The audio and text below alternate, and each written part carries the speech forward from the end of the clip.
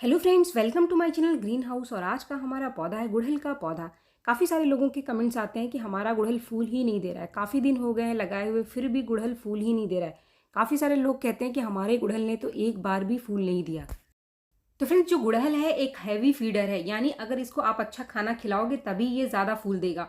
और ख़ास तौर पे जो बारिश का समय है, अगर बारिश में आप अपने गुड़हल को अच्छा खाद देते हैं तो ये बहुत ही बढ़िया फ्लावरिंग करता है।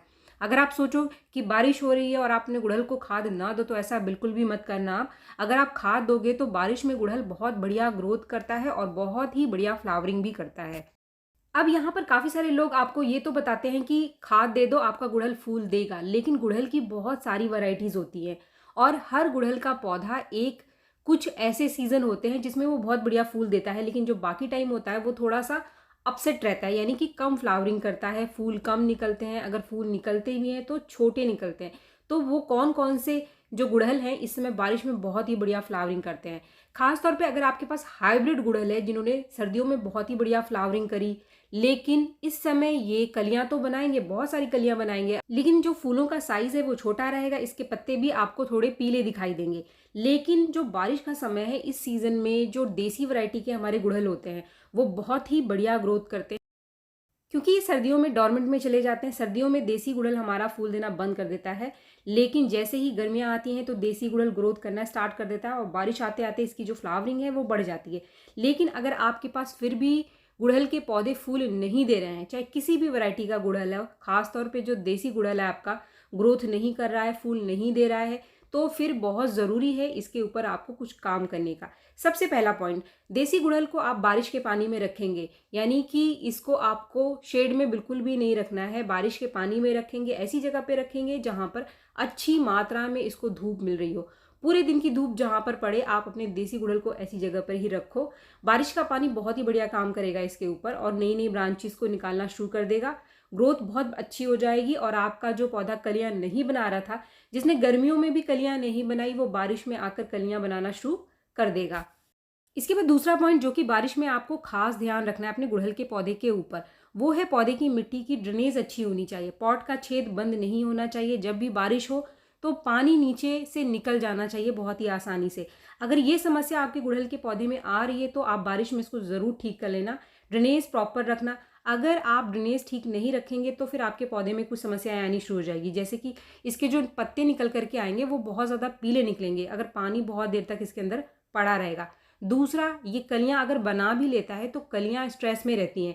जिस भी पौधे की जो मिट्टी है बहुत गीली रहती है, पानी सही तरीके से नहीं निकलता है, तो कलियां स्ट्रेस में जाती हैं, जिससे कि जो गुड़हल की कलियां हैं वो खिलने से पहले ही गिर जाएंगी। तो आप इन दोनों बातों का ध्यान रखो। दूसरा ये भी होता है कि जब मिट्टी बहुत ज़्यादा गीली रहती है तो मिट्टी में कीड़े बन जाते हैं, तो हमेशा आप ड्रेनेज किसी भी पौधे का बारिश में ठीक करके रखें।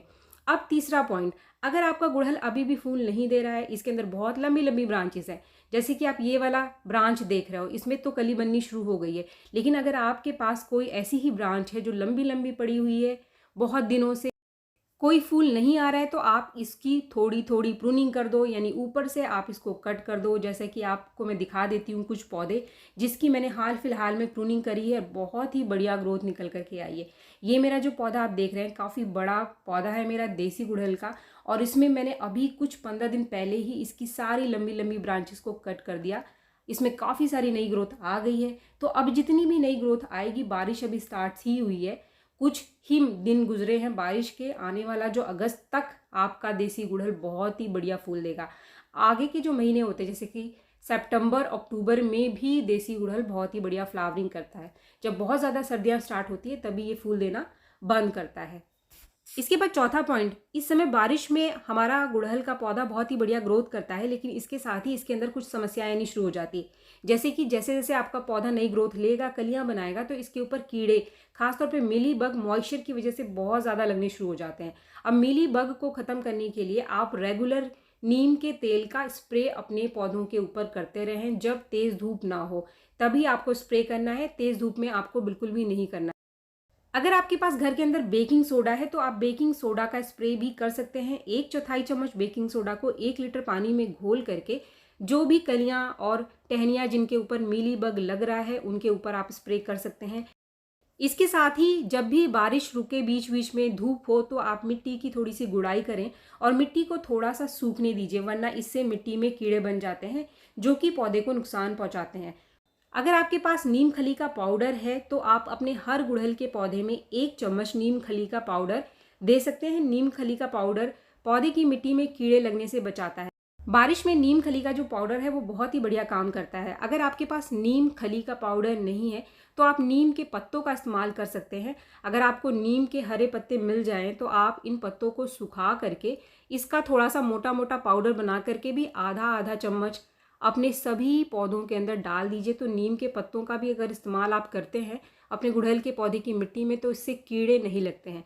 अपने सभी पौधों में आप नीम के पत्तों का इस्तेमाल कर सकते हैं। इनके पत्तों को सुखा करके आप इसका पाउडर बना करके इस समय बारिश में अपने सभी पौधों को दे सकते हैं। इससे मिट्टी के अंदर किसी भी तरीके का कोई कीड़ा नहीं बनता है, क्योंकि काफ़ी सारे लोगों के जो पौधे होते हैं उनकी मिट्टी में बारिश में कीड़े बन जाते हैं। इसके बाद हमारा आखिरी पॉइंट जो है खाद का। अगर आपका गुड़हल अभी भी फूल नहीं दे रहा है, बारिश में भी फूल नहीं दे रहा है, तो आप कौन सा वो खाद है जो बारिश में अपने गुड़हल को दे करके इससे बहुत सारी फ्लावरिंग ले सकते हैं। पहली चीज़, आपको गुड़हल के पौधे में खाद ज़रूर देना है। जैसे ही बारिश रुके, बीच में मिट्टी सूखे, तो आप इसको खाद ज़रूर दे देना। खाद आप दोगे तभी ये बढ़िया फ्लावरिंग करेगा। और खाद भी ऐसी होनी चाहिए जिसके अंदर अच्छी मात्रा में पोटाशियम हो। अगर आप इसको पोटाशियम रिच फर्टिलाइज़र दे दोगे, थोड़ा सा नाइट्रोजन भी इसको मिल जाएगा, तो ये बहुत ही बढ़िया कलियां निकालना शुरू कर देगा। अब यहाँ पर आपको खाद देने के लिए कहीं भी बाहर जाने की ज़रूरत नहीं है। ये जो चीज़ आप देख रहे हैं ये है 1 चम्मच चाय की पत्ती। पॉट का साइज़ अगर आपका 12 इंच का है तो कम से कम 1 चम्मच चाय की पत्ती आपको यहाँ पर लेनी है। ये फ्रेश टी थी, यानी जो हमने उबाली नहीं थी। ये जो दूसरी चीज़ मैं डाल रही हूँ ये है केले के छिलके का पाउडर, जो कि मेरे पास पहले से ही बना हुआ रखा हुआ है।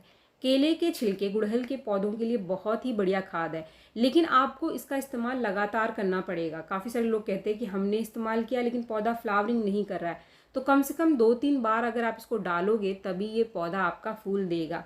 अब यहाँ पर मैंने 1 चम्मच चाय की पत्ती के साथ 3 चम्मच केले के छिलके का पाउडर डाला है।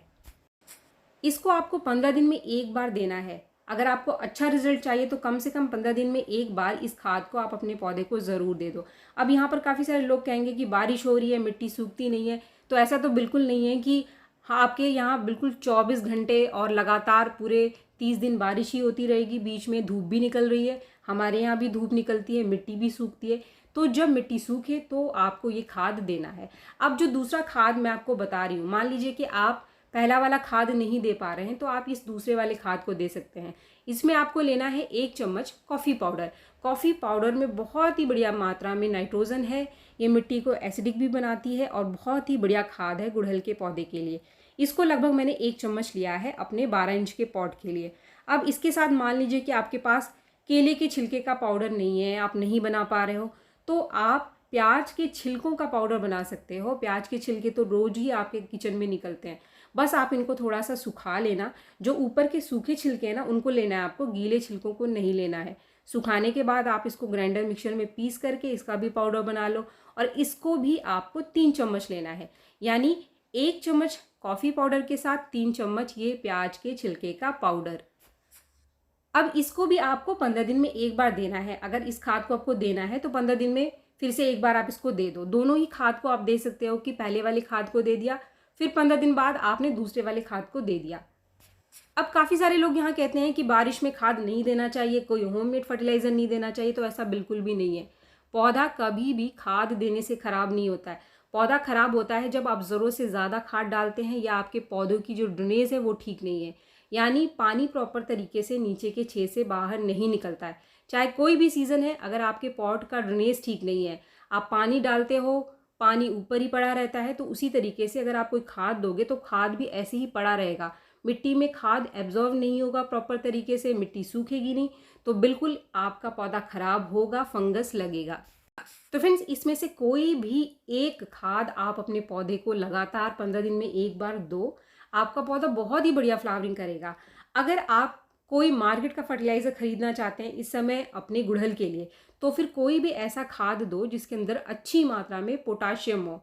चाहे आप एनपीके दे रहे हो तो एनपीके भी वो आप लो जिसमें पोटाशियम की मात्रा ज़्यादा हो। लेकिन अगर आप होममेड खाद को सही तरीके से दोगे तो आपका पौधा डेफिनेटली फ्लावरिंग करेगा। अगर आप लगातार होममेड खाद देते हैं फिर भी आपका पौधा फूल नहीं दे रहा है, तो यहाँ पर आपको अपने पौधे की मिट्टी में थोड़ा सा फास्फोरस की मात्रा को बढ़ाना पड़ेगा। क्योंकि जितने भी होममेड खाद हम देते हैं उसके अंदर नाइट्रोजन और पोटाशियम की मात्रा तो अच्छी होती है, लेकिन फास्फोरस की कमी पौधे के अंदर होने की वजह से पौधे के अंदर ये कमी कलियों को बनने से रोकती है। अब इस कमी को आप कैसे ठीक करो? अगर आपके पास डीएपी रखा हुआ है, डीएपी के बारे में मैंने अक्सर आपको बताया है, डीएपी एक बहुत ही सस्ता फर्टिलाइज़र है। अगर बहुत सारे काम आप अपने पौधों के अंदर करके थक चुके हैं फिर भी पौधा कलियां नहीं बना रहा है, तो थोड़ी सी फास्फोरस की मात्रा आपको बढ़ानी पड़ेगी और इसके लिए आपको डीएपी का इस्तेमाल करना पड़ेगा। बस 10-12 दाने आप डीएपी के इसमें 20 से 25 दिन में एक बार डाल दो। जो पौधा आपका कलियां नहीं बना रहा था, इससे होगा क्या कि जो खाद आप उसको दोगे, जो पोटाशियम आप उसको दोगे, वो पौधे को लगेगा और आपका पौधा कलियां बनाना शुरू कर देगा, फ्लावरिंग करना स्टार्ट कर देगा। तो फ्रेंड्स, मैंने आपको सारे ही सॉल्यूशंस इस वीडियो में बताए हैं। जो भी समस्या आ रही है आपके पौधे में, आप उन सभी को ठीक करो और इस समय बारिश में बहुत ही बढ़िया फ्लावरिंग आप अपने पौधे से ले सकते हैं। उम्मीद है वीडियो आपको पसंद आया होगा। तो वीडियो अगर पसंद आया तो एक लाइक ज़रूर करें और मेरे चैनल को आपने अब तक सब्सक्राइब नहीं किया है तो मेरे चैनल को सब्सक्राइब भी ज़रूर कर लें। मिलते हैं मेरे नेक्स्ट वीडियो में, तब तक के लिए थैंक यू।